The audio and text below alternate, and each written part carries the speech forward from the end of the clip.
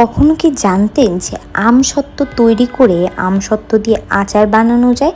আর এই আমসত্ত্বটার আচারটা এত মজার যে আপনি একবার খেলে আপনার মুখে সারা জীবনের জন্য এই আচারটা লেগে থাকবে।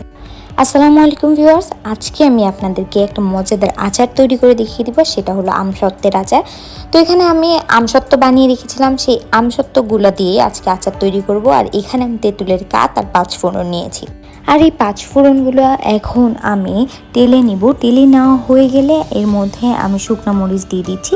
আর এগুলা দিয়ে আমি একটা মশলা তৈরি করে নেব। আর এখন প্যানের মধ্যে আমি তেঁতুলের কাঠটা দিয়ে দিলাম, তার মধ্যে দিয়ে দিলাম পরিমাণ মতন চিনি। যেহেতু তেঁতুলটা অনেক বেশি টক, তার কারণে টকটাকে বেশি না লাগার জন্য আমি যতটুকু পরিমাণে চিনি দরকার ততটুকু পরিমাণে চিনিটা দিয়ে দিয়েছি। আর চিনিটা যখন মেল্ট হবে তখনই কিন্তু আমসত্ত্বগুলো মূলত দিয়ে দিব। তো চিনিটা মেল্ট হয়ে যাওয়ার পরে দেখেন আমি আমসত্ত্বগুলো দিয়ে দিচ্ছি। আর এই আমসত্ত্বের আচারটা খেতে কিন্তু অনেক বেশি মজার হয়। আপনারা যখনই আমসত্ত্ব তৈরি করবেন তখনই এই আচারটাও তৈরি করে সংরক্ষণ করে খেতে পারেন সারা বছর। এই আচারটা একবার বানিয়ে খেলে আপনাদের বারবার খেতে মন চাইবে, এটা এত বেশি মজার হয়। তো এই পর্যায়ে আমি একটু ভিট লবণ আর যে 5 ফোড়নের মশলাটা তৈরি করেছিলাম সেই মশলাটা দিয়ে দিচ্ছি। দিয়ে আমি কিছুক্ষণ নেড়ে তারপরে আমি এর মধ্যে দিয়ে দিচ্ছি চিলি ফ্লেক্স। এখানে আপনারা আপনাদের স্বাদ অনুযায়ী চিলি ফ্লেক্সটা ইউজ করবেন, আর চিনিটাও আপনারা আপনাদের স্বাদ মতন ইউজ করবেন।